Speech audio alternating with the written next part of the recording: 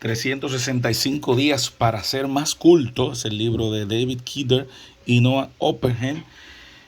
En el libro, los lunes, historia, los martes, literatura, los miércoles, artes plásticas, los jueves, ciencia, los viernes, música, los sábados, filosofía, los domingos, religión y una lección al día de este libro 365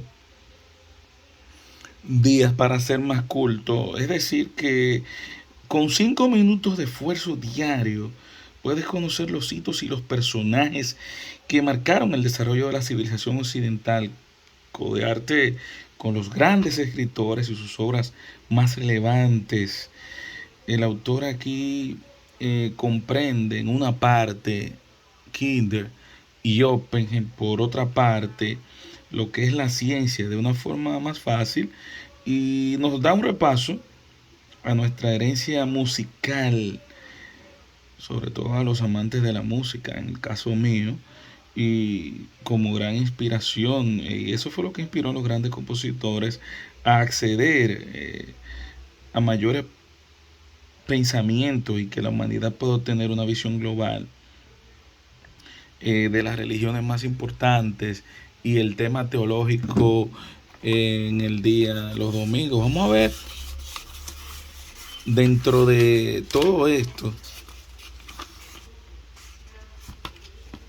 el tema de Ulises, la obra escrita por James Joyce en 1922, es considerada por muchos la mejor novela en lengua inglesa del siglo XX. Ofrece un nuevo relato de la Odisea de Homero y la comprime en un solo día, el 16 de junio de 1904, un solo lugar, en Irlanda.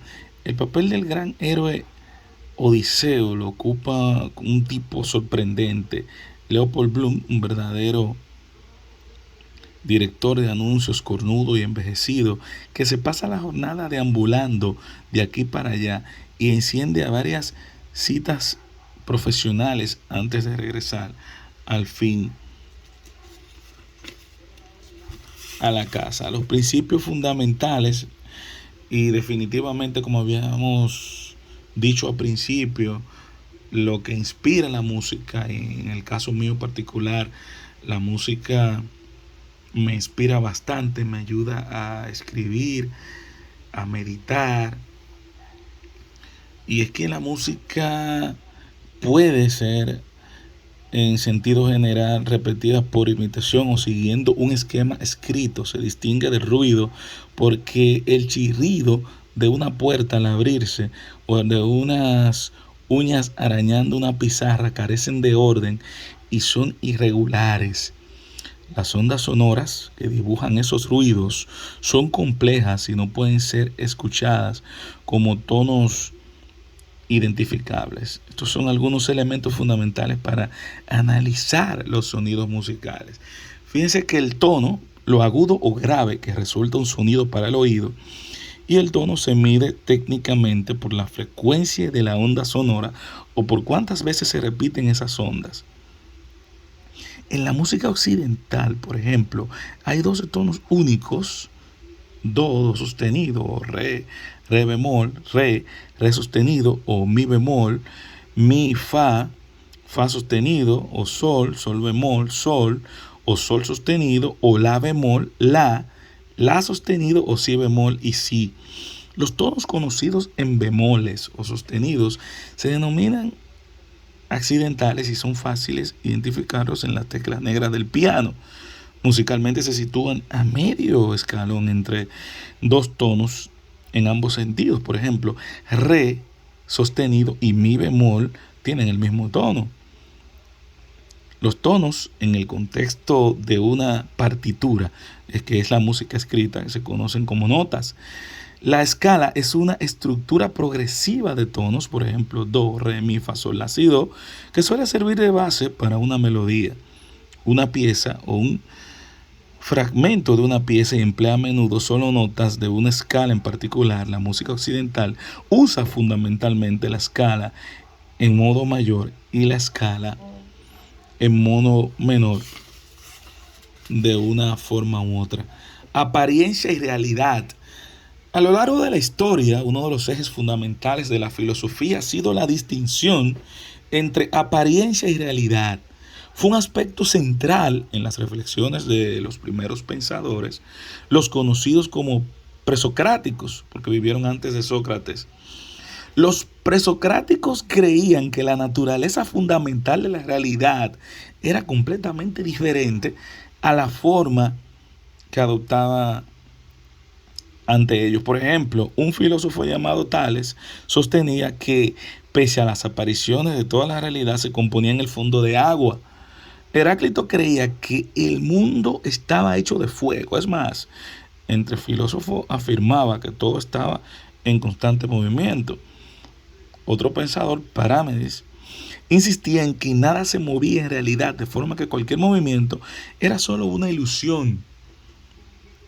Los presocráticos consideraron muy en serio la posibilidad de que toda la realidad estuviera constituida en el fondo por una sustancia más básica y sospechaban que la observación diaria y carente de crítica solía ofrecernos una imagen engañosa del mundo. Por ello, su pensamiento no solo se considera la base de la filosofía, sino también precursor de la ciencia moderna. Vamos a ver qué entendemos por materia y forma, un tema tan discutido. La teoría de la materia y la forma es de Aristóteles y es que en 384 al 322 a.C. planteó uno de los aspectos más importantes e influyentes de su pensamiento. Sin embargo, se trata de una doctrina muy sutil que a menudo no se interpreta correctamente. En esencia, fue un intento de explicar el mundo natural antes de los avances de la ciencia moderna. Aristóteles veía que el mundo estaba repleto de sustancias, es decir, de cosas individuales, concretas, como las plantas o los animales, y podemos imaginar esas sustancias como ese tipo de cosas que funcionan habitualmente como sujetos en una frase cuando hablamos de ellas. Por ejemplo, Sócrates es una sustancia porque podemos decir Sócrates es pálido.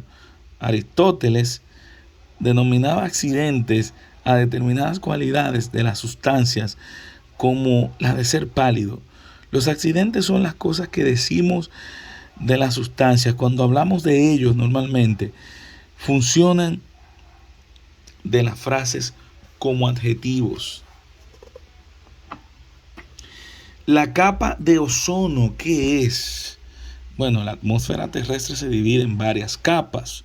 Los humanos vivimos en la troposfera, un entorno rico en oxígeno que se extiende hasta llegar justo por encima de la cumbre del Everest.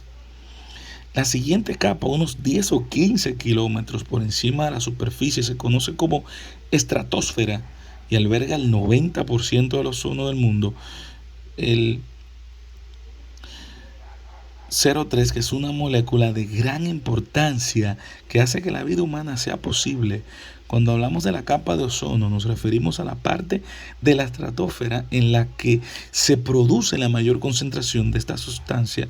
Es un área que se encuentra aproximadamente a 25 kilómetros por encima del nivel del mar. Vámonos a la música otra vez y vamos a ver la misa de Requiem de Mozart. Tremendo el Requiem de Mozart y uno de los temas favoritos de muchas personas y en particular a mí. Durante los últimos 10 años de su vida, a partir aproximadamente de 1782, Wolfgang Amadeus Mozart se interesó profundamente por los estilos de composición del contrapunto de Johann Sebastian Bach y de Johann Friedrich Händel. Se dedicó a estudiar los manuscritos de El clave bien temporado y el arte de la fuga de Bach, otras didácticas pensadas para investigar sobre la posibilidad de los instrumentos y las formas musicales. Con las técnicas de composición de Bach aún resonando en sus oídos, Mozart empezó a componer su Requiem en 1791, un tipo de misa que se celebra en los funerales, y su coro de apertura, así como las corales completas de Lagrimosa y Confutatis, Contienen pasajes oscuros y de un gran poder que se mezclan con arreglos con leves toques de fuga que nos hacen pensar sin dudarlo en Bach.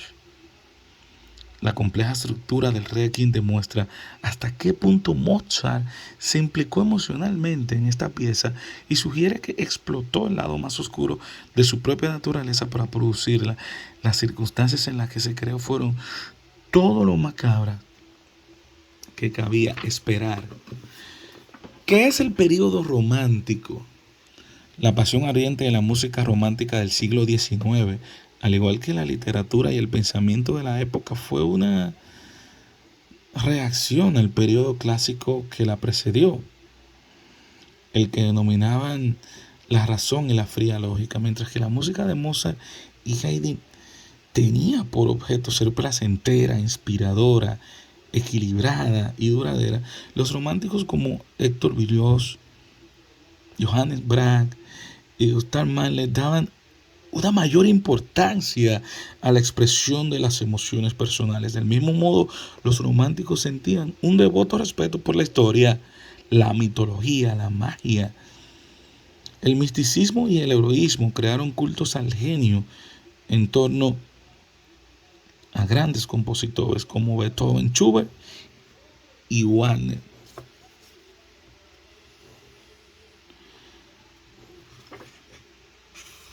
Vamos a ver el utilitarismo. El utilitarismo es una teoría sobre cómo deberíamos comportarnos. Según los utilitaristas, siempre debemos hacer aquello que nos produzca el mayor placer del mundo. El primer utilitarista fue el economista y filósofo inglés Jeremy Bentham del 1748 al 1832, y la teoría sería desarrollada más adelante por John Stuart Mill de 1860 y 1873. Los filósofos contemporáneos piensan que el utilitarismo es una forma de ética consecuencialista, y el consecuencialismo es la respuesta a la pregunta: ¿qué actos son concretos desde el punto de vista moral? Aquellos que producen las mejores consecuencias. Para eso tenemos que saber, desde un punto de vista objetivo, que un estado del mundo es mejor que otro, lo que algunos filósofos argumentan que es imposible. Concluimos con la filosofía analítica, que fue la tradición predominante entre los filósofos académicos del mundo anglohabitante y escandinavo, y los analíticos comparten un pasado intelectual común, un amplio acuerdo sobre la naturaleza de los problemas filosóficos y el énfasis que dan a la claridad de expresión y al argumento riguroso. Hasta aquí nuestra lectura del día de hoy. ¿Qué te ha parecido? 365 días para ser más culto. Es un bestseller que recomienda el New York Times, el libro de David Kinder y Noah Oppenheim. Recomendado, disponible en Amazon en PDF. Suscríbete al canal si no lo has hecho. Dime qué piensas de lo que se puede hacer en esos 365 días, tomando en cuenta la música, la literatura, la teología, la ciencia y el arte. Nos vemos en el próximo video. Mi nombre es Elín Sepúlveda. Sígueme en todas las redes sociales, los resúmenes en cada una de ellas. Recuerda que los libros te educan.